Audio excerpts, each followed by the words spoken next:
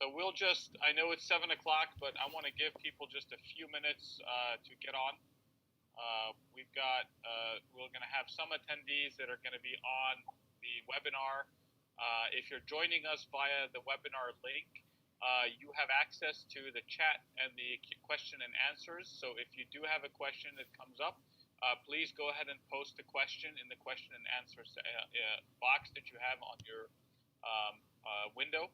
And we'll also be taking some questions from Facebook Live via comments, so please feel free to do so there. Mike, if you also want to have your team take off of our stream, if you'd like, I think you can go ahead and do that if you want to tell your Facebook social media folks if they want to do that. Yeah, I'm not logged into it. I kind of let Naveed and his team handle all that. Okay, all right. So we'll just give just another minute or so, and then we'll get started. But thank you, everyone, for joining us. I think we're just waiting for Luis Aguilar to join us from CASA. I want to make sure that I'm seeing the live stream so that I can see the comments. Okay. And we have an attendee that has a question. Please feel free to ask your questions in the Q&A box. That is, you can click on the Q&A and type your question there, and we'll be able to see those questions. Welcome, Luis. You're good? Okay. All right, so I think we should get started. We have everybody on. What I do ask for our panelists, if you don't mind, while you're not speaking, to please mute so that we don't get any feedback on the mics, and that would be awesome. Thank you, everyone, for joining us this evening for a very important discussion that, in light of what has been going on in our country, we've been going through some major changes in our society and in our community and communities. And some of those issues are issues that are longstanding issues that we've been trying to work on, and some issues are issues that we may have not been aware of until they are literally brought before us, and we have to begin to deal with them. We felt this issue was important to bring up post, what happened in Minnesota, the murder of George Floyd, and some of the issues that we've been having here in the county, and a discussion that we felt was necessary. And this actually started with the help of one of our team leaders, Fazia Dean, our Deputy Outreach Director. Fazia actually reached out to Supervisor Gross and reached out to Mr. Schott, and she said, well, let's do this. And I said, well, let's have this as a much larger conversation. Let's go ahead and bring in our friends and our fellow community members at the NAACP at CASA, so that we can have a community conversation and think about how we as a community can come together and try to resolve some of the most difficult problems that exist in our society, and talk about how we can do better together as a community so that we can make sure that people feel safe and secure. So I'm going to frame this in the sense that, some data recently came out regarding our own police department. Chief Rossler, who I've had personal dealings with in the past, and is a great guy, has been working very hard to increase the diversity in the county police and has put in some programs to do so. But there's still some issues that exist that I think we need to work on as a community and as a county, particularly when we see some of the data that came out most recently regarding arrests. When we look at, for example, the arrest data, I'll just pick one district, Providence District, so that Supervisor Gross doesn't get mad at me. It's not Mason District.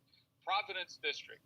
But if you look at Providence District, the African-American population in Providence District doesn't exceed 7%, but the arrests were almost at 50% of African-Americans in Providence District.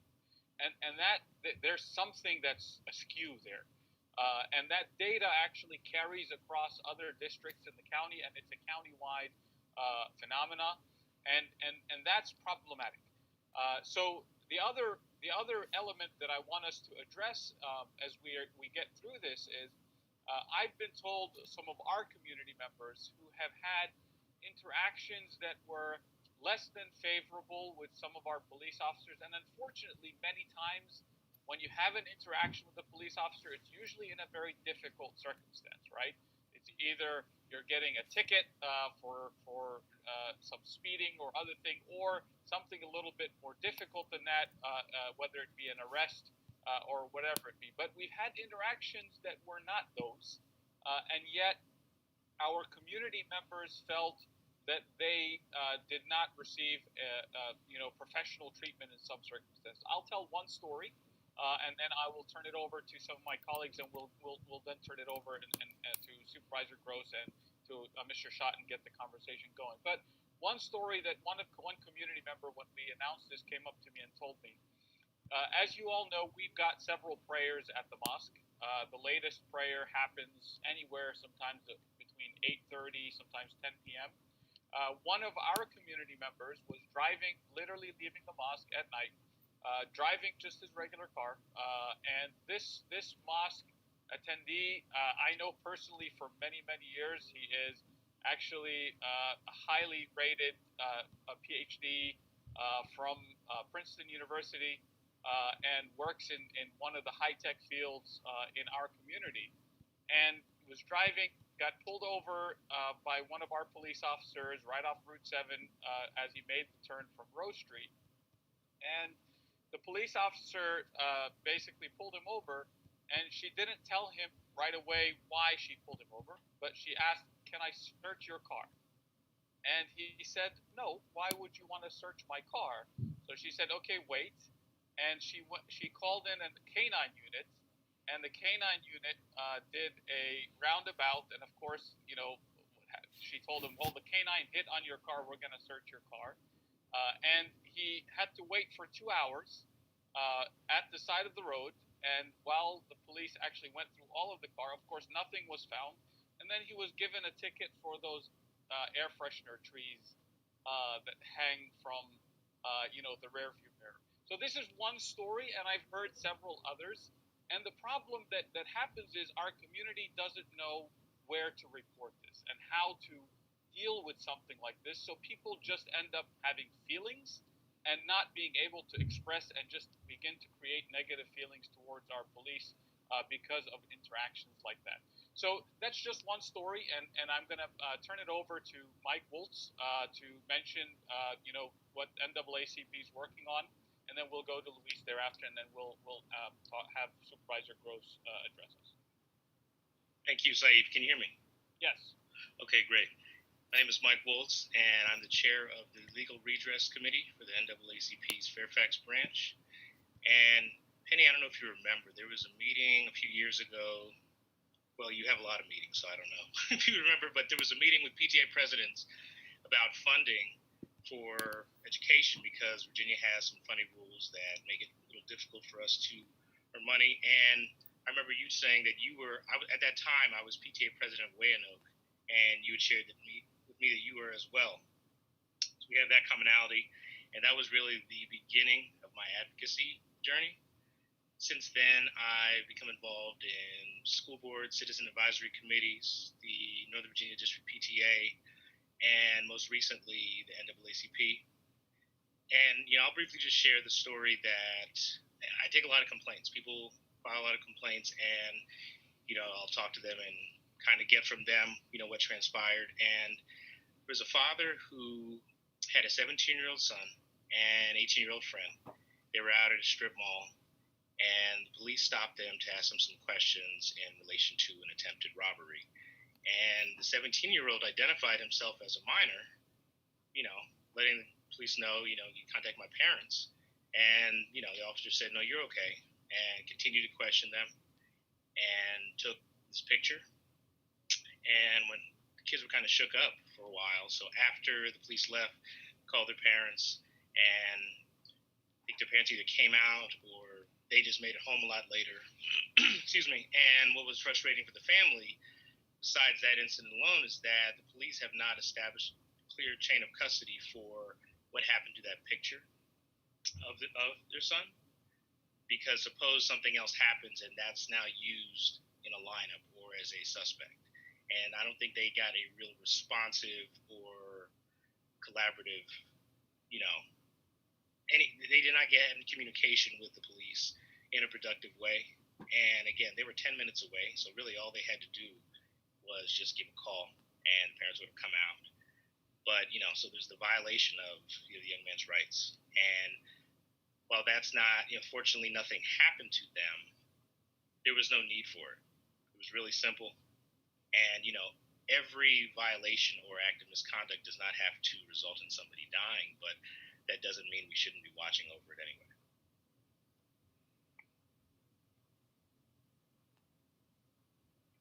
Saif, you're muted. Thank you. Sorry about that. Luis, go ahead. Thank you, Saif. First and foremost, thank you for the invitation. Luis Aguilar, Virginia Director for CASA, and glad to be here with great company. If we're talking about stories about what happens between the interaction between community members and police, I think I can speak on behalf of the organization. But actually, I want to go back in time, at least for me, and then for CASA. CASA is an immigrant rights organization. We're a nonprofit as well, in which we provide services. We do community organizing and advocacy as well to improve communities of color and low-income communities' lives. And when I say I want to go back in time, I want to go back in time actually when I used to live here in Mason District. When I used to live in Coolmore growing up, way before I was involved in any advocacy, I was actually living in Coolmore, and I think more than anything, what ends up happening not only with my community, within the immigrant community, is those lived experiences really change your life. There was police presence in Coolmore is for example one of the things that becomes normalized for immigrants. Unfortunately, one of the occasions that I have had to interact with the police was when one of my upstairs neighbors was talking to his little brother, and he happened to hand them the keys. He literally tossed them the keys to him, and his brother went upstairs. The police were doing a roundabout. They stopped. No less than 7 officers came in, threw my neighbor down on the floor. The mother had a seizure when she was witnessing this. This was several years ago. This was about maybe 7 years ago. And when this happened, I recommended to my neighbor. Again, back then I was not as involved within this type of work, but I recommended to my neighbor, you should make a complaint of this. What ended up happening is that I saw the complete opposite from the police department.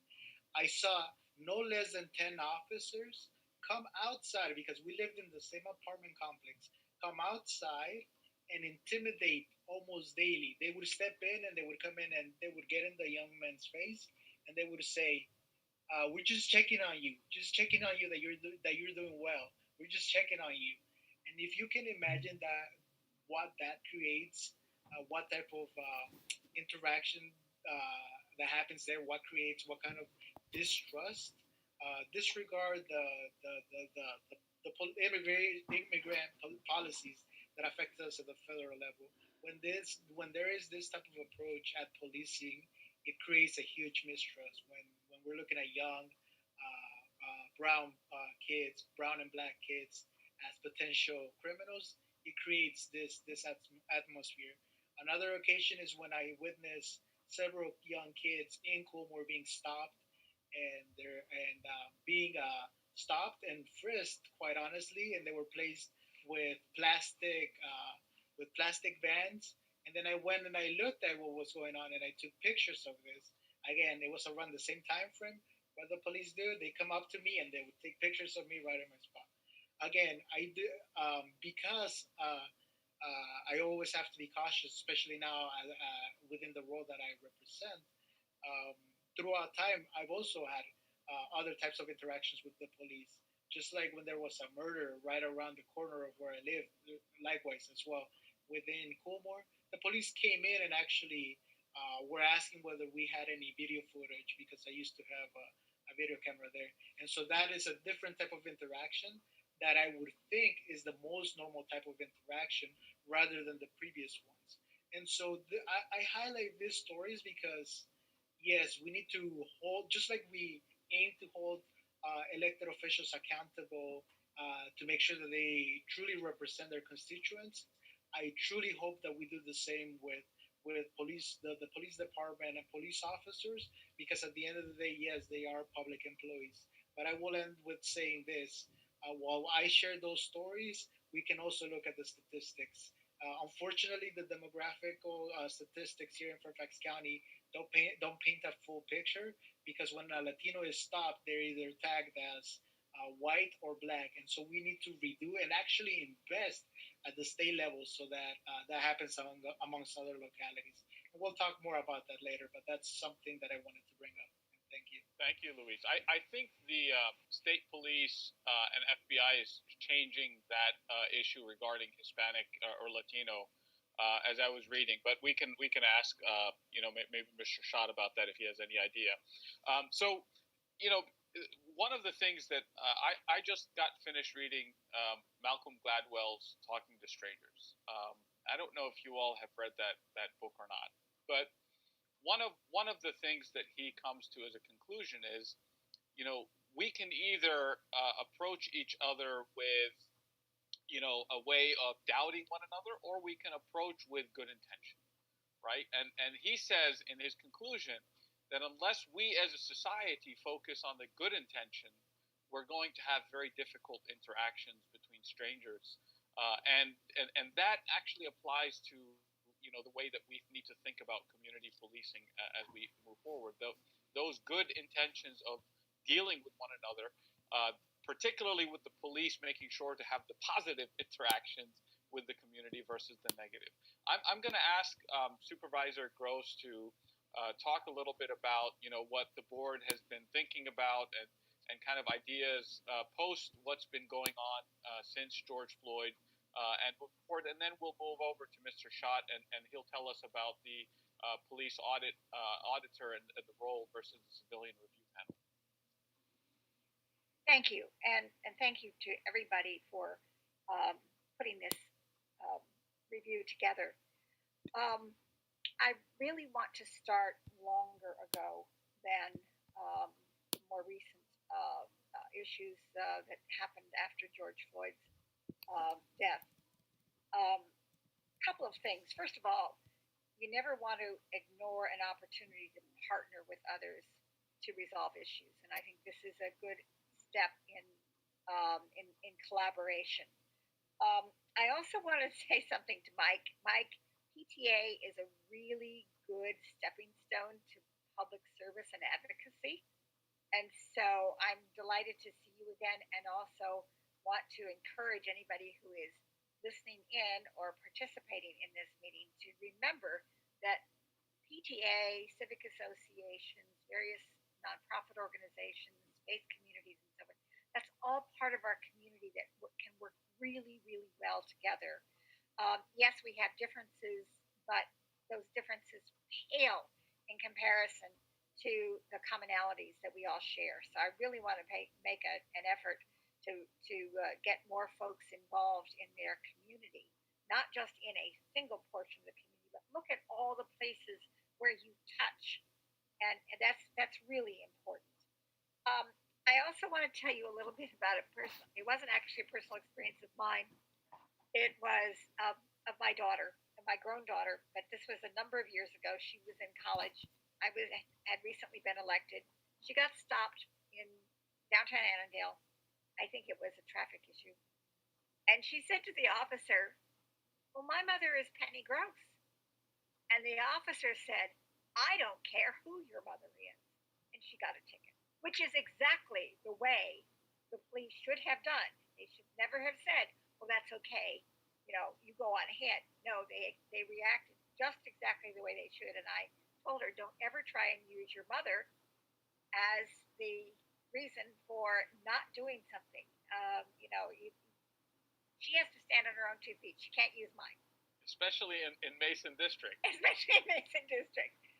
Back in 2013, we had a police involved shooting of a Caucasian man, and by I believe the officer was perhaps of Hispanic background, but I'm not absolutely sure. His name was Hispanic, but that doesn't necessarily mean he was. And he ended up being charged in this particular case for shooting this man and killing him. And it was the first time that the police actually had been a police officer actually had been indicted and went through the court system. I believe Richard, if I'm not mistaken, he pleaded guilty to that Yes, particular charge. Finally, yes, okay. And Actually, did it's a serve lesser charge, manslaughter, I believe. manslaughter. Okay, but that was the catalyst. That particular shooting was the catalyst for the Board of Supervisors putting together a full-blown effort to have the police executive called PERF. It's Police Executive Research Forum. Thank you, Richard. And they did an overall review of the police department's policies and use of force. Out of that PERF review came over 200 recommendations, of which about 180 were implemented, including an ad hoc police group, plus our citizen review panel, and the hiring of an independent police auditor. This took several years. It took a lot of resources, and we are still working on some of those recommendations. But it made a huge change in what we do in Fairfax County and who is involved in some of these complaints. It actually helped, I think, a great deal take care of some of the complaints, have the police department investigate them, have the citizen review panel look at them. It's done. I think we were way ahead of the game. Is really what I want to say, as far as examining internally what we do in Fairfax County. One of the things that also we have done, of course, is body-worn cameras. We did the pilot project. Mason District was one of the 3 stations that had the pilot.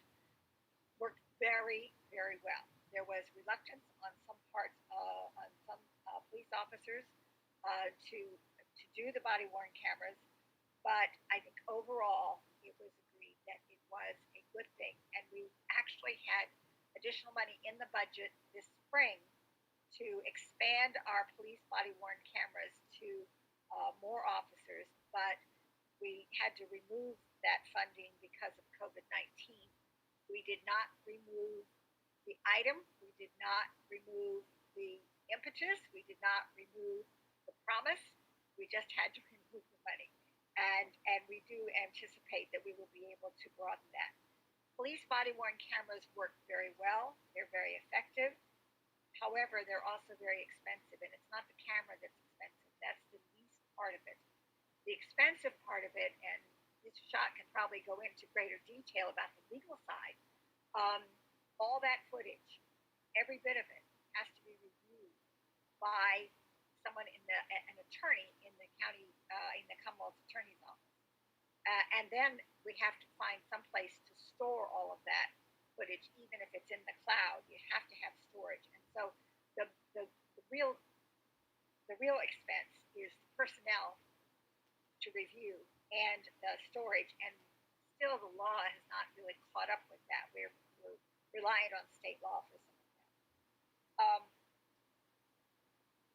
The issue came up about where to report issues and complaints. I think some of what we've done with the review, the police review panel has helped, but there are many ways of making complaints. People complain to me, I send it on. I don't get involved in the complaint. That's not my role.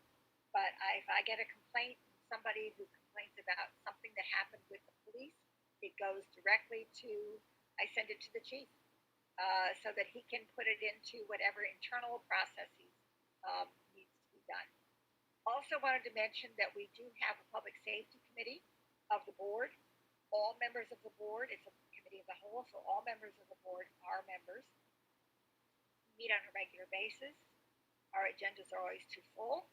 And the new chair of public safety committee is Rodney Lusk, one of our new board members from the Lee district, who happens to be African American. Rodney is getting his feet under him as the chair of the Public Safety Committee, but we have not slowed down in the transition from the former chairman to the new chairman, not slowed down at all. The thing that has slowed us down on something is COVID-19. So with that, I want to assure everybody we are working constantly to improve what we do in Fairfax County on many levels, but especially we're aware of the issues between the police, members of the police force, and the community. We started community policing almost 25 years ago. It's been very effective. It's not been perfect, perhaps, from a number of angles. It never will be perfect, I don't think. But the police officers really recognize and understand the need to be out in the community and to get to know people in the community. I was talking to an officer yesterday about some issues in Annandale, and he said, we are there often enough that we know people by their names. And these are not people that they would be arresting. These are people that they would be just chatting with about how their kids are doing, what's going on in the apartment complex, and so forth. So there's a lot of community policing going on that's very positive. The problems that we've heard from make me sad because I think we are all trying to do the right thing, but we're also all human beings, and we sometimes have to remember that. So with that, I will be happy to let somebody else talk. Thank you. Thank you, Supervisor Gross. I think what we'll do is, so keep your questions coming in. We do have questions coming in, but I want to turn it over to Mr. Schott to talk about what his role is as the independent police auditor and how that role differs from the civilian review panel that was created, I think, 4 years ago or so, if I'm not mistaken. Yes. I know Steve Descano was on that, if I'm not mistaken, before he became Commonwealth Attorney. That's my recommendation. There you go. So, Mr. Schott. Thank you very much. First and foremost, thank you for the invitation to participate tonight, and to everyone for being here. If it's okay, before I kind of align my responsibilities against the civilian review panel, I heard a lot of things that I would like to go back and address while they're fresh in my mind. The stories that I heard, the individual stories, those are very concerning, as Supervisor Gross said. That shouldn't be happening. Hopefully, it's not happening as frequently as it may have been happening years ago, but don't misunderstand what I'm saying. One incident like that is too many. One thing that a lot of people don't realize or consider when you hear a story like that, a big push in law enforcement right now to include Fairfax County is not only to hire, to maintain the number of officers that are in a police force, but to increase the diversity of the police force. And when you hear a story about, a situation like Luis described, you're totally being counterproductive to any type of recruitment efforts in the Latino or Hispanic or the African American population. It's very, very counterproductive on many levels. Again, if I don't forget, I would like to finish up at the end of my discussion talking about the statistical collection of data and what is currently being done. But I will go back and kind of piggyback on Supervisor Gross's lead into what created this position. After the ad hoc commission was convened following the John Gear shooting, they came out with their over 200 recommendations two of those recommendations was the creation of an independent police auditor and the civilian review panel. So from a big picture standpoint, we, the auditor and the panel, we're both part of what's called civilian oversight of law enforcement. And I'm going to show my ignorance here. I didn't realize until I learned about this position that there is a national organization called NACOL, which stands for the National Association of Civilian Oversight of Law Enforcement. We have become very involved with NACOL over the past several years. I bring them up because when I learned about them and learned much more about civilian oversight, I learned that approximately 150 police agencies in the United States has one form or another or both types of oversight, about 150, which if that doesn't sound like a whole lot of agencies, it isn't, because many people that I talk to don't realize that between federal, state, and local law enforcement, there are over 18,000 law enforcement in this country. 18,000, and approximately 150 have any form of oversight. When the board here took their action, I always refer to it as they jumped into the pool with both feet and created the civilian review panel and the independent police auditor. Very few jurisdictions have this type of hybrid approach. Most of the 150 have one or the other, but not both. So with that lead in, what is it that I do? What is it that the panel does? And why did the board see the need to create both back in 2016? My position was created to review investigations of death or serious injury cases involving the Fairfax County Police Department. And let me just pause for a minute. Death or serious injury while in the custody of the Fairfax County Police Department. That's important, I think, for two reasons. The first is it may or may not involve the use of force. You could be transporting someone upon whom no force was used, and that person suffers a medical situation in the back of a patrol cruiser and dies. We have an in-custody death. Most people assume that when I mentioned that category of review for death or serious injury, it was the result of some type of a use of force. And that's probably what would generate most of these investigations, but not all. The second important thing to consider here is the individual must have died or sustained serious injury while in the custody of the Fairfax County Police Department, as opposed to the Fairfax County Sheriff's Department. And essentially a handoff is made following an arrest and an appearance before a magistrate. And the handoff is from the police department to the Sheriff's Department at the Adult Detention Center.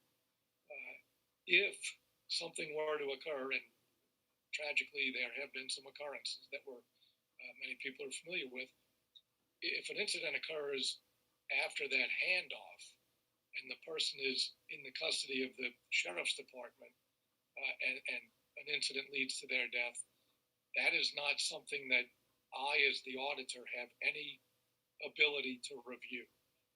But what a lot of people don't realize is the criminal investigation of the death or the circumstances leading to the death will be conducted by the Fairfax County Police Department's Major Crimes Bureau. So there is some involvement, but I would have no involvement. The other incidents that I review is any use of force, whether it result in any injury, serious injury, or death, if a complaint is made by a member of the public. And I want to highlight a couple of things there because it comes back to the incidents that several of you described earlier. Before 2017, if a person wanted to make a complaint about a police officer, they could go to their supervisor, like Supervisor Gross or Chairman McKay's office, but they and the supervisor really had no other person or office to turn to than the police department. And that's an intimidating thing to ask somebody, we're going to refer your complaint to the police department, even though it's about a police officer, so that they can review it. And that could discourage many people, as I'm sure we can all understand. Now, for what it's worth, the person can make a complaint directly to me, my office, which would either be reviewed ultimately by me or the panel. And I know I haven't talked about the panel yet. For good or bad, and I'm very upfront about this when people come directly to me to make a complaint, neither I nor the panel has any investigative authority. We are mandated still to turn that complaint over to the police department for the investigation. So hold on, I want you to repeat that again. So yes. If someone comes and complains to you and Yes. says this has happened, what's the process? What happens next? So I get a complaint. Well, and again, let me back up. I say I get a complaint. I'm a paid full-time employee of the county. The panel is made up of 9 purely civilian volunteers. They are not paid. They do not have an office. They are not full-time, although in the past several months, I think some would argue that they are almost full-time. But I mention that because my office, and I have 2 staff persons who work for me in my office, a complaint, whether it is going to be reviewed ultimately by me because it involves the use of force, or could it be reviewed ultimately by the panel, is going to initially be made with me. And mechanically, if you go to the Civilian Review Panel's website and you want to lodge a complaint, if you want to do it over the phone number listed for the panel is actually my phone number. So I'm basically the intake person for the panel. I don't try to influence what the person is saying, how they want to proceed. I simply take the information, or my staff member will, and it's immediately shared with the police department and the Civilian Review Panel so that they're aware of it. And the police department knows that the panel is aware of this complaint. And then what happens? Yeah, that doesn't change the fact that the police department conducts the investigation. And Supervisor Gross can elaborate more. At the time of the creation of the panel and the auditor, there was conflicting interpretations of state law, but the way the county interpreted it, and I was not involved in this, was that based on what the Virginia State Legislature has propounded, the County Board of Supervisors did not have the authority to bestow investigative powers on entities like a Civilian Review Panel. I mentioned that, and I'm being very long-winded. That is my understanding anyway. That is something that the Virginia House of Delegates and the special session is going to consider literally next week during the special session. The changing state law to give local governing bodies the authority, if they choose to, the authority for independent bodies such as the Civilian Review Panel or the Independent Police Auditor to investigate rather than merely review completed investigations. So essentially, Mr. Schott, what you're saying is this is something that we should be taking up with the delegates, or our board should be working with the delegates to have some sort of legislation to give these panels some teeth or investigative powers. Because what you're saying is essentially it comes to you, but then it goes back to the police for an investigation. Yes. I think that's something that people might see as problematic. Yes. But if you don't mind, I want to get to some of the questions that we've already started having coming in. If I can just follow that up with 30 seconds. Yeah, go for it. I appreciate your concern and your comment. Supervisor Lusk, the new chair of the Public Safety Committee, he's very, very well aware of this issue, and my understanding is he has at least broached it with the Board of Supervisors on an individual basis, and I think it will be addressed by the Fairfax County delegation at next week's session. I don't know. Supervisor Gross, did you want to say something? Well, I was just going to say we have to be a little careful here because, first of all, the board has not really discussed what might be happening in this special session because it came up, after we've gone into hiatus for the next month or so. But we do have to be a little careful. I've always said, be careful what you wish for with the Virginia General Assembly, because you may end up with something that you just either isn't workable or you really didn't want. I chair the personnel committee for the board. I've chaired it for many, many, many, many years. I am mindful that all the police officers are county employees. There is a protection of their personnel under personnel, so we have to be very careful that whatever legislation comes out of the General Assembly, if there is any, and it would have to be emergency legislation, I guess, because unless they just did it and then waited to ratify it until the regular session in January. But I would be very careful about exposing, if you will, personnel information that currently is protected, because that is something when you are a county employee, you do have civil service protection, and that is one of the things that is very serious. So personnel issues are protected from release in most cases, and that would be a sea change for county employees that they're not prepared for. So I think we have to be mindful of what the ripple effect might be of wanting one thing and then finding out that it doesn't work because of a whole lot of other things, or it affects a whole lot of other things that also would need to be changed. So Supervisor Gross, I'm going to take the question, but I think pushing back a little bit on that, one of the concerns I had after the Commonwealth Attorney decided to charge the police officer recently in the use of force, and I know it's ongoing, so you're not going to address it, but on a larger macro level, one of the concerns I had was I read that many police officers were very angry at Colonel Rossler. And this is press, but that they were angry at Colonel Rossler for essentially allowing or kind of taking this issue to the Commonwealth's attorney.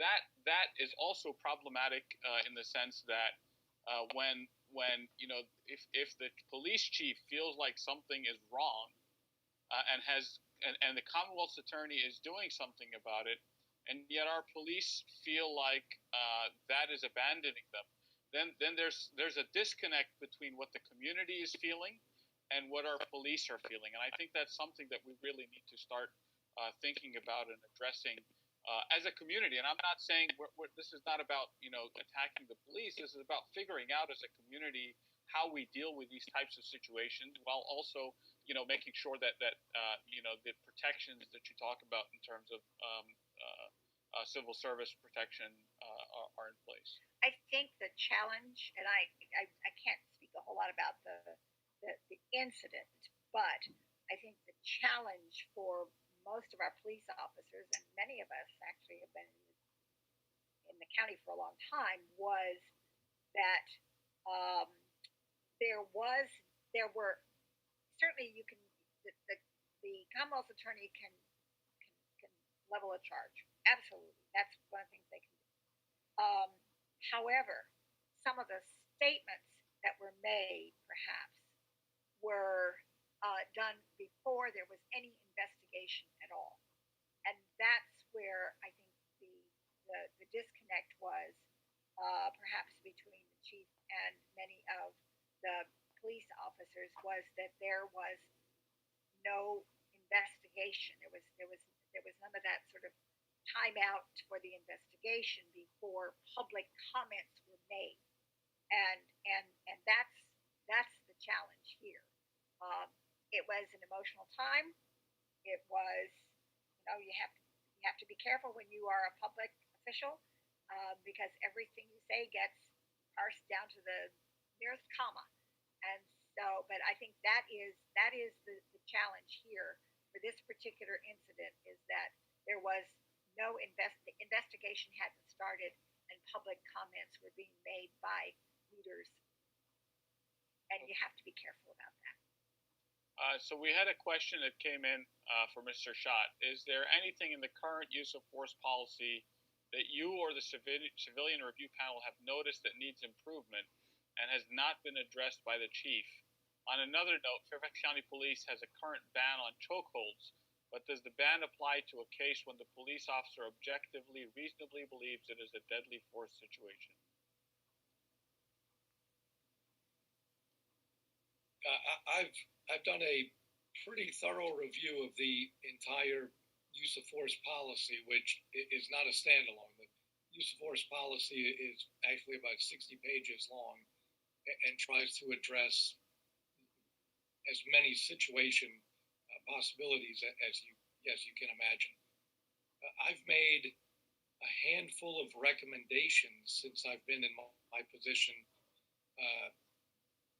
I think one or two that had anything to do with the use of force policy. I made some on their search warrant procedures, but let me back up, because Supervisor Gross indicated when PERF, the national organization, the Police Executive Research Forum, did that comprehensive review of all of the police department's policies, they really drilled down on the use of force policy. So it's considered best practice, and I'm not a huge fan of that term, but that is kind of the common term for policies and procedures. It is considered best practice.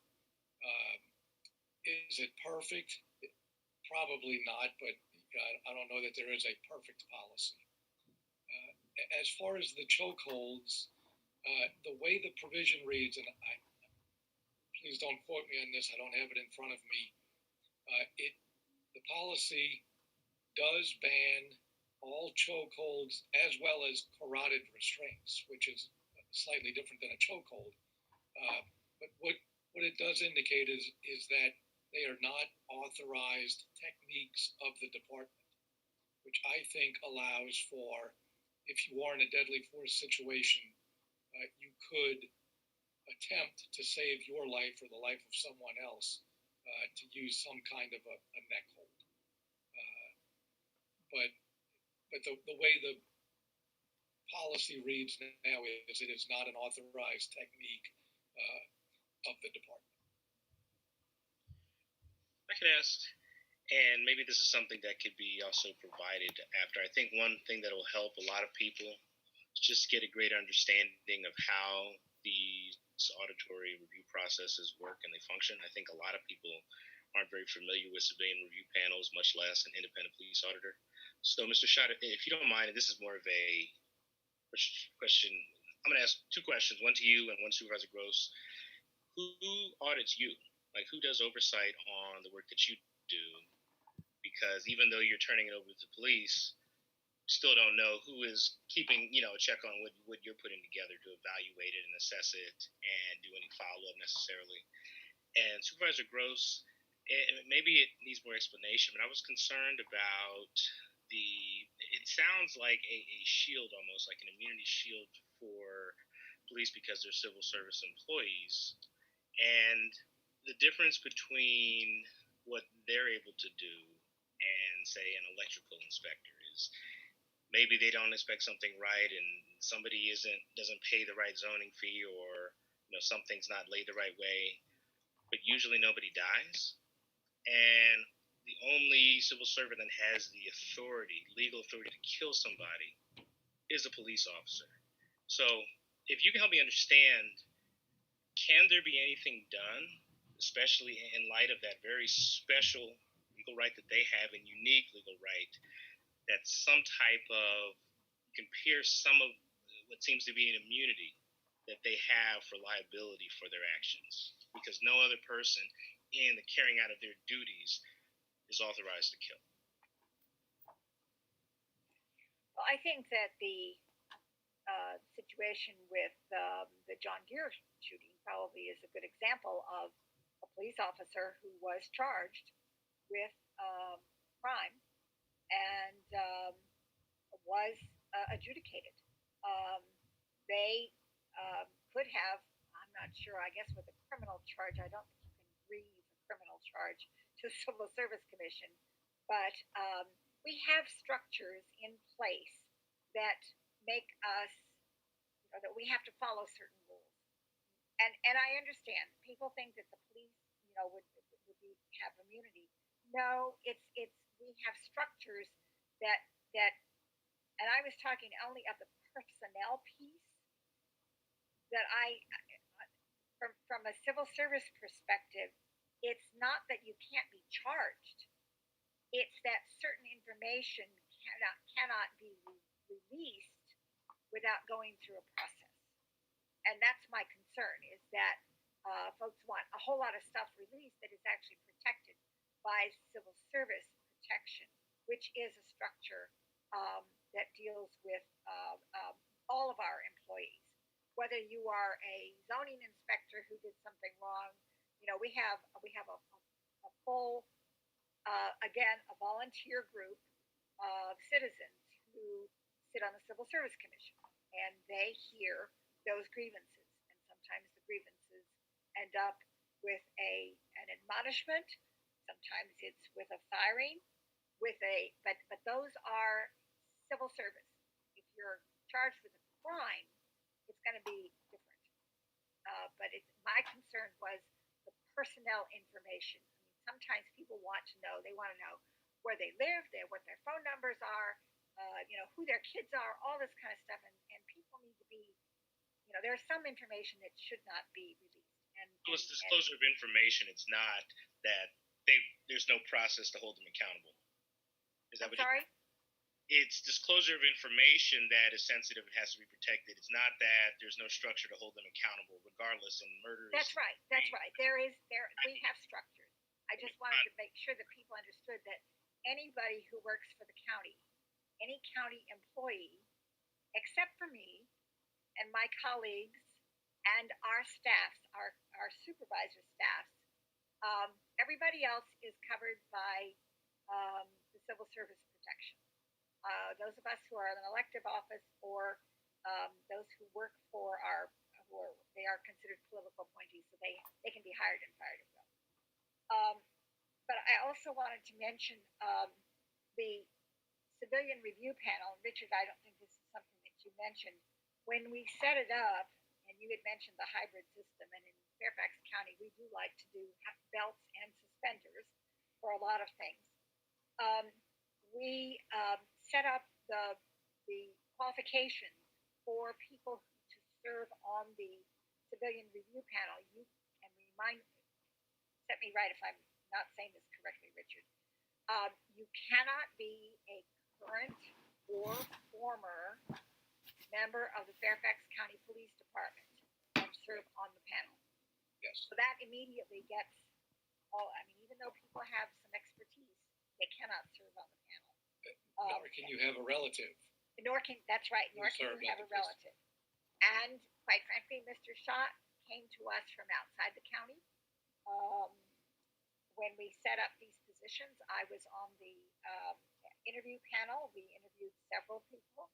He was clearly the best of the selection, and actually, I think it's such a big job. I think we scared some people away from continuing the interview process. but it has worked well. I think it has worked perhaps better than we anticipated.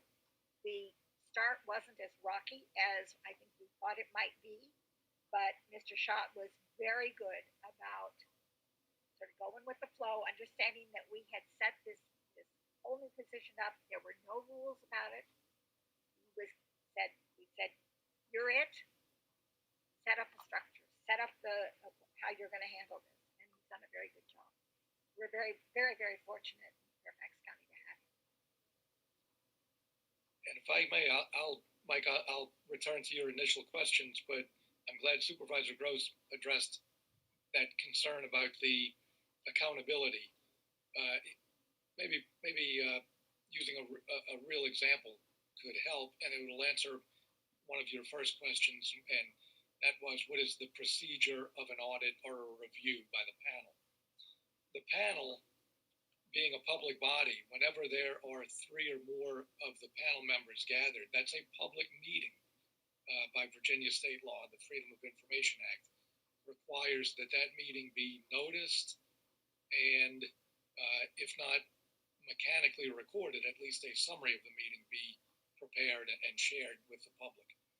That's important because when, I've already indicated, neither I nor the panel can investigate, we review the completed investigations. From the panel's perspective, they conduct a review that mechanically, the way it works, each individual member will go to the police department's Internal Affairs Bureau office and individually review the entire investigation, to include the subject officer's personnel information, which is protected. They sign a confidentiality agreement. They are empowered to review it. And after all 9 have reviewed the entire investigation, they now converse and discuss the investigation at a public meeting. But if any information that is protected, whether it be personnel information or private information contained in their personnel file, or even the discipline that may have been meted out after a policy violation, if they're to discuss any of that, they have to go into closed session from the public meeting and then discuss it in private, where there is no recording, there's no one other than their attorney and the members of the panel. Then they come back and they return to the public part of that public meeting. So they have been entitled to review it, but they are not entitled to disclose it. That is a very important feature.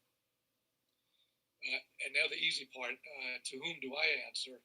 I answer to Supervisor Gross and the other 9 members of the board. And that is a very good question, actually. Why the term independent police auditor? I am independent from the police department. I answer not to Chief Rossler, but to the Board of Supervisors, and also, I think, by nature of the job, to the public. And what I mean by that is, upon completion of any review that I conduct, and this also applies to the panel, I must publish a public report, and I do so by virtue of putting it to the Independent Police Auditor website. I share those with, to make it easy, directly with the board, so they can see them and review them at their leisure. Share that with the chief, and then it goes. It's also on the public website. So if anybody has a complaint or a criticism or a disagreement, they can certainly. They have, in fact, taken it up directly with me, and I've had very cordial conversations with people who have disagreed, or if they feel strongly enough, they could certainly go to a board member and lodge a complaint about my finding. And they could you put the website in the chat, Mr. Schott, so people could have it? And I think Luis had a question. Good, sure. Could just add to what Richard said. His reports are excellent. I look at it from a layperson. I've been around the police department for a long time, but I don't necessarily follow every little piece. And his reports are very readable. There's some legalese in them, absolutely. He is they're thorough, and by the end of the report, you can sort of, even if you don't look at the final determination, you can sort of figure by going through, you understand how those various things might have happened and what may have been done correctly, what may have not been done correctly. They're all published online. You can read every single one of them, plus the annual report that he does. I find them fascinating. I read them from beginning to end every time because I learn something each time a little bit more about what police procedures might be and how they might be improved. Because it's not just what happened and how it was handled. He always makes recommendations for improvement or says why he's not making a recommendation for anything. I want to take kind of a measurement of at least what CASA and what we're hearing from the community. I think this panel is it's a very clear indicator, for example, of that disconnect within the community. And when we're talking about the police, I think we're talking a lot about education towards the general public about what the civilian review panel does or the independent police auditor. And while education, I think it's critical and important, when there's mechanisms and structures that are not working, I think that is when we get the sentiment from the community. And what we're experiencing, and then I'm going to put this into context. The Latino community, for example, majorly impacted here in Fairfax County by COVID-19. On top of that, let's overlay that a portion of it is undocumented. There's already that huge distrust at the federal level with ICE. On top of that, if you take into consideration some of the examples that I shared with you all, and those are just some. They're not even the complete examples of the others that I could share. Those are just some. You can imagine why, for example, the immigrant community does not trust the police, right? That is just one scenario. You are sharing the mechanisms. Fundamentally, for us, the structures are still not working because we are when Fairfax County comes out and says, well, we have one Fairfax in which we're pointing out towards an equitable and progressive county. Our community sees that as just an item. And I'm not going to speak on behalf of all of the Latino community, but I'm speaking on behalf of the institution that I represent. I think it is critical. Yes, that is one vision to point to, but it is fundamentally not working for a lot of community members. That is why that sentiment is there. That is why we have worked hard, for example, to update the general police orders so that it would diminish any interaction with ICE. That is to rebuild trust. But the conversation is not just trust. I think now we really, for example, I don't think I've even heard the term throughout the whole panel about defunding police. What are we talking about defunding? We're talking about talking about transformation or transferring some of those funds.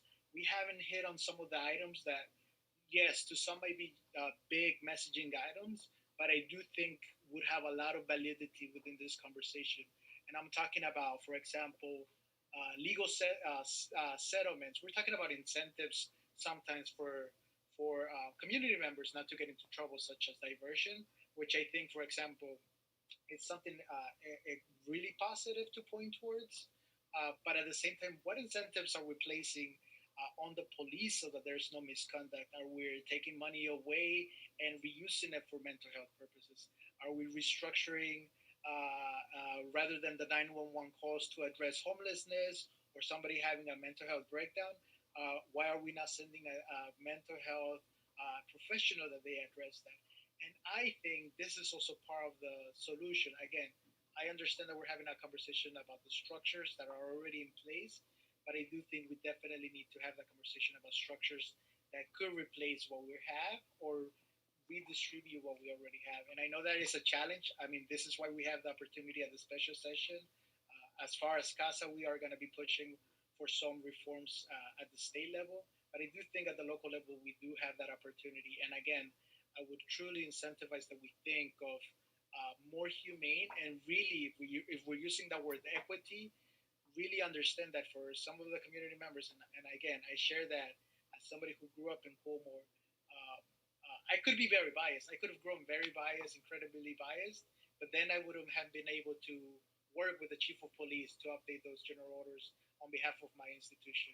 And I think it's very clear that this action, every single interaction with law enforcement, directly impacts what we're living. And so I do want us to have this conversation, about exactly how we can improve this. And I think it's a tough conversation to have, but we should have it. Thank you, Luis. I think that that's probably this. Hopefully, this session this evening is the first of many that we'll be having with the community, both for One Fairfax, which is misunderstood and not quite. We're not there yet, quite frankly. We're not there yet. Everybody has their own interpretation of One Fairfax and their own expectations for One Fairfax. Certainly, you had mentioned a couple of things. Yes, COVID-19 has affected persons of color more than many, but it is a it doesn't discriminate against anybody, I guess, because lots of people are affected by it. But it does seem that in the areas of, as I recall, at the Council of Governments a couple of months ago, the Prince George's County Health Department director said Americans have very short memories. They're all so surprised that the lower income people and the folks who are persons of color, that they're having problems. Well, this is the way it's always been, he said. It's overcrowding, it's poverty, it's this, it's this. This has always been the challenge. So we shouldn't be so surprised that we're having this problem now. He was absolutely right, but he really said it right out there. Like, no, usually people sort of pussyfoot around it. They don't say it quite that vocally, but I remember very clearly what he had said, and I've used it several times. So we do know that those things are those inequities have existed for a long time. We're making a little progress. We're not making the kinds of progress that we need to make. I will tell you that the police department, when I've talked to officers, you said about the huge distrust with ICE. ICE has been very, very detrimental in more ways than most people see. When the police, our Fairfax County Police, establish some relationships with the community, and then ICE comes in, all the work that they did to build trust with the community, that Fairfax County, sort of gets washed away because ICE comes in, and anybody in a uniform now is suspect. This is very disappointing to police officers who have been working to try and bridge that gap. One of the things also that I wanted to mention, that hiring of police officers is becoming more and more difficult. We have always tried to hire officers that look like our community, and the chief knows that every time we go to a graduation, I count the number of women and the number and kind of diversity that we have in the graduating class. It's getting better, but it's certainly not where it should be. And it is harder and harder to get people to see policing as a career. And that's disappointing because the safety of our community in many ways is going to be at risk if we don't have officers who are committed to the public safety of the community. I just wanted to put that out there, that if people are looking for careers, and they want to do something in the law enforcement field, they shouldn't be put off by the fact we need to have people in our community look at their police officers as, hey, you look like me. I can connect because you look like me. Um, and that's something that we need to continue to work on. It shouldn't be a closed door at all. So, Supervisor Gross, I still think that there's another element to this that I think we need to be thinking about as a county, and that's the idea that we do need to figure out the mental health component. I mean, police officers shouldn't be a jack of all trades. When if someone's having a mental health crisis, there should be mental health officials that are dealing with them. If someone is having a drug crisis, there should be substance abuse counselors that are the ones tasked with dealing with them. I think the problem is that and I'm going to use an analogy. Some of you may know I spent 6 years in Iraq and dealing very closely with the U.S. military. And one thing I met before this president, I met the last two presidents several times. And one of the things that I mentioned was, we're trying to use the military for all kinds of things, for State Department functions, for USAID functions, for CIA functions, and it just doesn't work, right? Because the military has a mindset and is built for a specific purpose. So the same as our police has a mindset and is built for a particular purpose. And I think that we've tried to ask too much,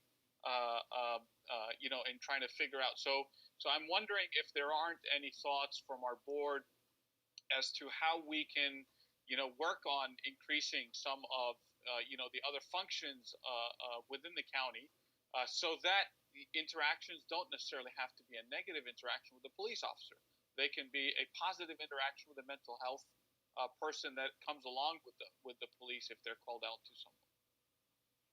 Thank you, Saif. Yes, that is something that has been discussed to a certain extent. We've not gotten well into it yet because, again, COVID-19 has reduced our ability to really have those kinds of discussions. The Board of Supervisors, just like Richard said, the Board of Supervisors cannot speak with one another if there are more than two of us in the room at the same time. And so it's very difficult to have those kinds of conversations with you can do two, and then you can do two more, and then you can do two. But we need to be able to have those broader meetings, and we haven't been able to do that. Mental we can health, do it online so that you're not in the same room. Well, but even at that, it's not the same as being able to have those sort of side conversations about things that really helps when you're trying to do it all on the screen. It's not the same as the actual being close Absolutely. to somebody physically. Certainly, we're seeing more and more mental health issues in the community. It's been exacerbated by COVID-19. I see it in the kinds of emails I get. I hear it in the kinds of phone calls I get.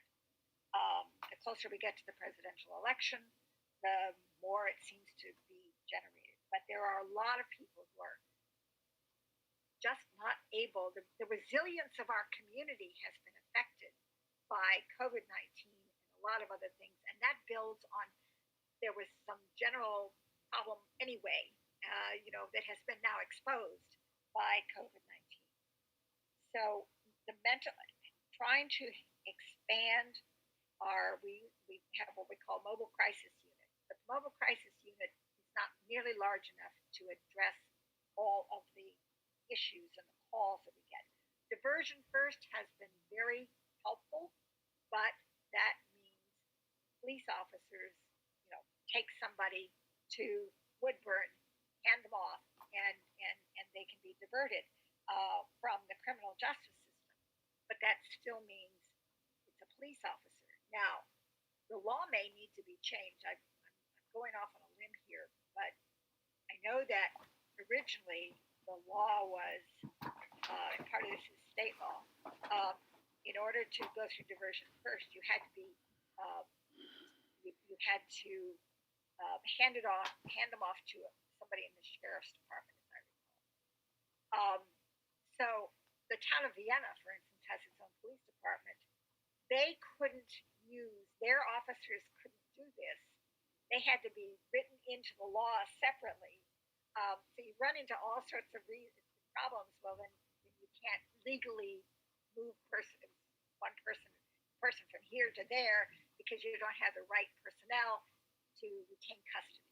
So you go, oh my God, what? We had no idea that this was going to be such a problem, but we have to address it. And that, I think that as we go through more work on diversion first, trying to find more mental health counselors, people who are willing to go out and do the field work rather than just in their offices as counselors. This is going to be a broader piece that we will be able to do in the county as we move through. Right now, we're not there, but certainly we're cognizant of the fact that we could probably mitigate some of the issues by having civilian counselors available instead of expecting the police department, police officers to do everything. You're right.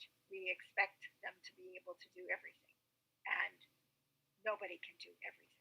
We need to be able to sort of segment it to a certain extent, but also have it integrated to a point where it becomes, in an ideal world, seamless. I don't want to miss the point on diversion. I think sometimes there is sometimes spaces in which we find agreement and common agreement, and I do think that's something that the audience and folks in Fairfax should strongly support. Not only that, in Virginia, I think we should strongly support localities that are using that type of programs, like diversion, for example, because I know that there are economic disincentives for utilizing strategies such as diversion, or even looking at arrest statistics that happen during the legislature. And so this is something that we also have to transfer to, and I would urge, and that's something that CASA will be doing, but we're obviously just a nonprofit. We're not large enough, but I do believe that whoever has that ability to talk to their state legislature and change that so that localities are incentivized to use this type of programs, because again, the diversion is I think it's incredibly useful that we use that type of program rather than send folks to sending youth most of the time to the justice system. And I think, and again, I really wanted to highlight that point because it is in things like that I think we can definitely make progress. So I wanted to take that opportunity to highlight that. Thank you, Luis. There's a couple of questions. I just want to make sure that we take some of the people's questions. Mike, I'm sorry if you allow me to do that, just so that people feel like they've gotten questions answered because they've asked. So Richard, on body-worn cameras, when the Commonwealth's attorney reviews the camera footage, what are they reviewing it for?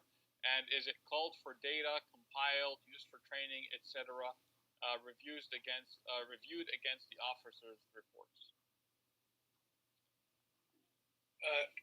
The first issue, if there's a case that's going to be prosecuted and there is body-worn camera footage, then as Supervisor Gross indicated, not just the incident portion of the body-worn camera footage, but the entirety, however long that might be, has to be reviewed by a Commonwealth attorney to determine whether there's any exculpatory evidence or information within that footage to share with the defense attorney. That's where the cost of the personnel review can become astronomical very quickly.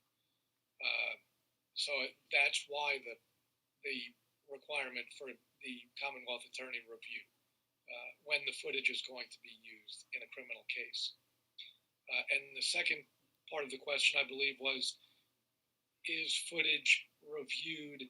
Yes, the frontline supervisors at each district station are doing random audits of body-worn camera footage for things just as were indicated. If there's a a training issue that can be addressed by using an actual incident. They'll use that during roll call at the station or police-wide at the academy. And if there is an incident, I believe that the final part of the question was, is the footage compared to the actual statement? The answer to that is absolutely yes. Not only by the investigator from the police department, but if it's a case that I'm reviewing after the investigation's completed, I review any and all body-worn camera or in-car video footage or any other camera footage, cell phone, surveillance video, whatever. But it's only reviewed if there's a specific incident. Generally, body-worn camera is only sporadically, or I guess it's chosen reviews by the different districts, is what you're saying? Yes, and that's a random audit, so that if there is an incident that somebody would rather not become known to his or her supervisor, there's the least of the fear or the risk that it will be picked up in an independent audit or a random audit. And people ask, why is it hard for families to get a copy of body cam footage when a death occurs during police interactions? Yeah, I can't really comment on that. That would be a question for the police department. I apologize. Okay. Mike, you were going to say something before I cut you off. I'm sorry. That's okay. So I want to challenge some of us tonight to not let what the current status is be good enough, because it's really not that both that Richard and the civilian review panel have to turn over what they have to the police. The civilian review panel does not have the authority, it's not within its jurisdiction to review use of force. And that unless there's something different, Supervisor Gross, you can tell me, we don't have good data on police interactions, whether it stops, whether it's use of force, and the policy changes that need to be made. While our stories are powerful, we need data. So we have to have the data, and Supervisor McKay was talking about it. They've been delinquent or late on it, and, continue to push. Early this summer mentioned it. I don't know if that comes in the form of district, each district provides the data, but there's a lot of information. There's a lot of things that need to be done, and we have to push to how are we going to change the legislation so that the civilian review panel actually has teeth. And so the independent police auditor also, they don't have to just stop and give it back to the police. And unless I don't have it correct, the civilian review panel cannot the scope of what they're able to review is limited and depends on what the police decide to give them. That's my understanding. And as an attorney, I can say if you're limited on what you get to work with, then that can shape the whole story and paint the entire picture. I just think there's some areas that while we're having this discussion, as we have future discussion, we need to push to improve some things. It's important that we know what we have, but we can't be satisfied, because I'm definitely not satisfied with where things are. Do you have subpoena authority, Richard? I mean, if you ask for documents from the police department, for example, do they have to provide them? I don't have subpoena power, but I'm afforded, as is the panel, if there's a request for review made of the panel, or if it's a use of force case that I'm going to be reviewing, I have access to the entire investigation, whatever is included in that investigation. The police department they're not supposed to withhold anything from the investigation from myself or from the panel. What happens if they do? I know they're not supposed to, but we have to ask that question, right? What happens if they? I mean, and it goes to Mike's question: is what authority? I mean, and is it something that? And maybe this is for Supervisor Gross. Is this something that we need to work on? I guess because of Dillon rule or whatever, with the delegates to make sure that there are authorities to do that. I don't think the Dillon rule has a doggone thing to do with this. Okay. This is what the that what this would be within the purview of the county. What the police department was doing, we made it very clear when we set up the independent police auditor and the civilian review panel. We made it very clear to the police department and to everyone in the police department, but that they had to cooperate and collaborate, and if there was information requested, they were to give it to the independent police auditor and to the review panel. That's the only way you can maintain the integrity of the investigation. What if they don't? Well, Just a question. And I guess I wouldn't know whether they don't unless the independent auditor would say, "Hey, look, there's got to be more to this," and then we could take some action. But I mean, it does rely on the professionalism and the collaboration that we've set up, and it was very clear. And there were some who did not like that in the department. There are still some officers who are not comfortable with this, but it was very clear this is the way it is being done. And it was, I remember somebody saying, police officer saying, "I feel like we're doing things wrong." And I said, "No, we're doing things different." And Richard, I don't think I'm not aware.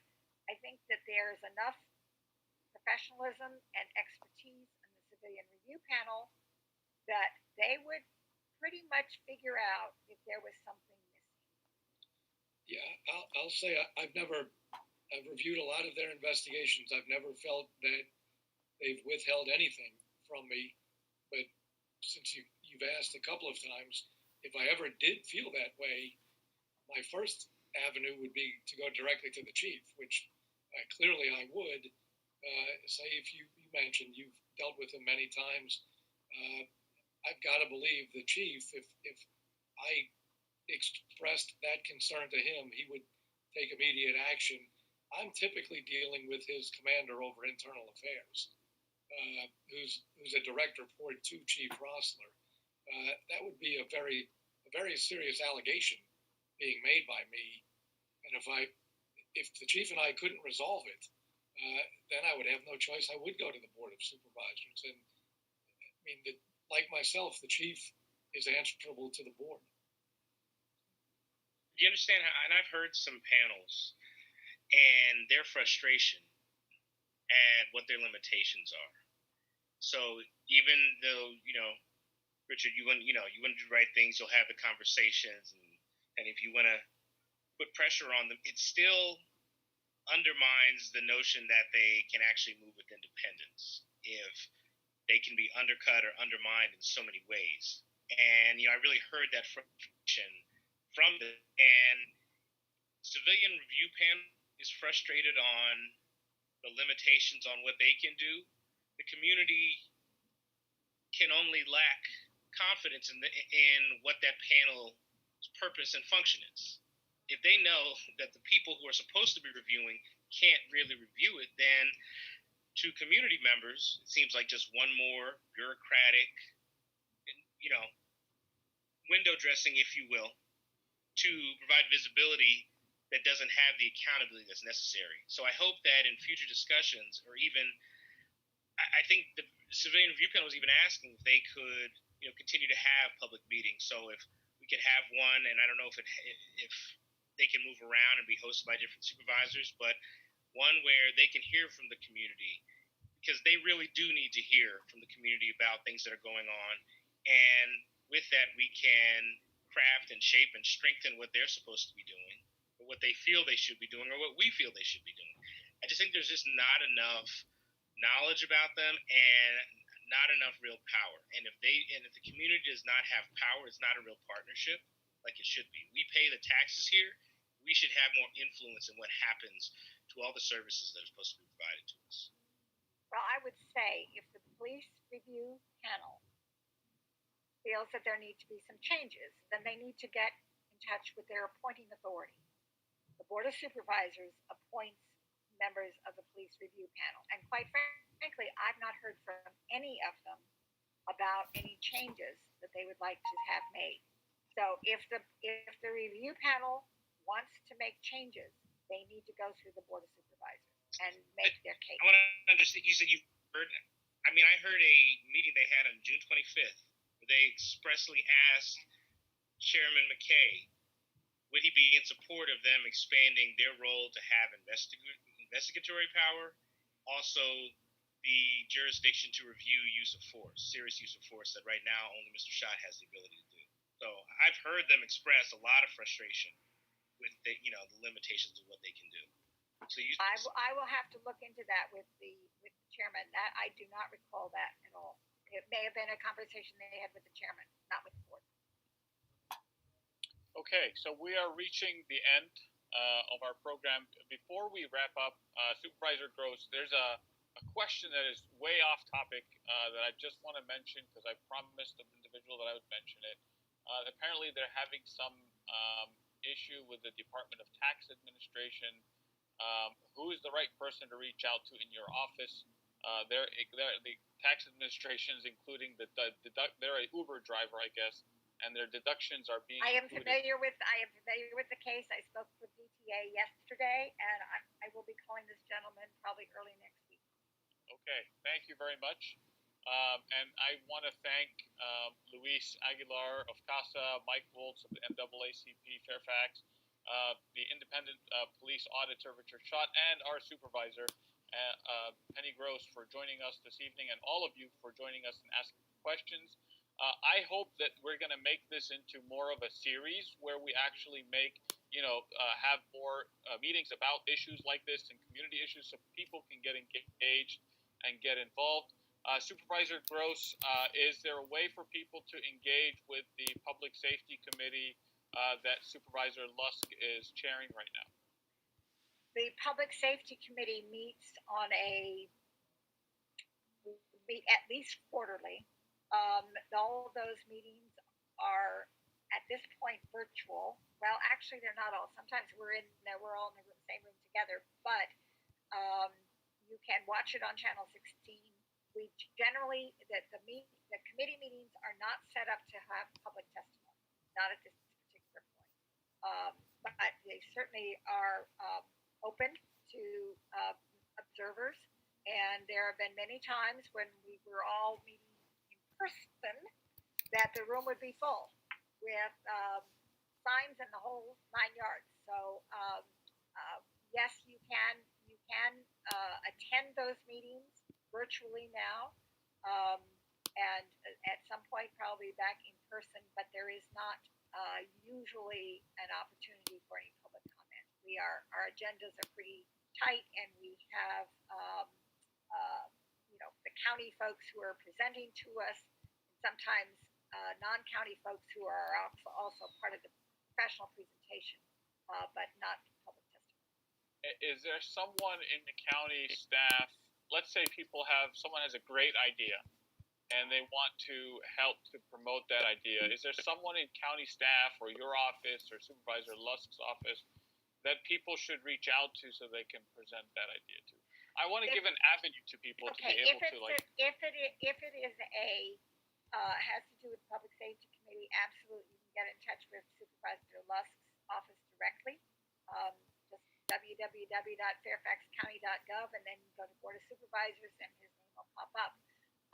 He also, I believe, has instituted a part of his website for ideas. Richard, you may recall what that mechanism is, but I know we talked about it, and he said that he had something on his webpage that would take ideas. He does. He has a running matrix. Any input from a community member, a county employee, the panel has recommendations on the matrix. He's compiling a very cumulative list of ideas, recommendations, suggestions, and he has ensured people that each and every one will be at least considered. Well, thank you all. Yes, go ahead, Mike. Maybe capture the chat and the questions and send to the panels just so we can have it as a record, because especially in this virtual format, it's important that we capture all the feedback that is offered. So yes, we actually save all of our meetings on our cloud, and you can actually, if you go to the chat, there's three dots, and you can actually save the chat on your own computer if you wanted to do that. So that you can do locally, Mike. But we will have that. I'm sure that Supervisor Gross and Mr. Schott are able to see it as well, because when we're talking, we're not able to see all the comments. Yeah, so I will send over to everyone. I'll send over to Mr. Schott and Supervisor Gross the questions that came in, just so that they're aware. But I think we got through the majority of the really important ones. Thank you very much. Thank you all for joining us this evening. I hope, like I said, that this becomes a series so that we actually, continue a conversation as a community, because we all live here. This is where we all want the best for our community, and to work together to accomplish that. Thank you, Supervisor Gross, for the evening, and I'm gonna sign off for the week. Hopefully, for a quiet week at the beach. Thank you for joining us this evening. Good night. Good night, everyone.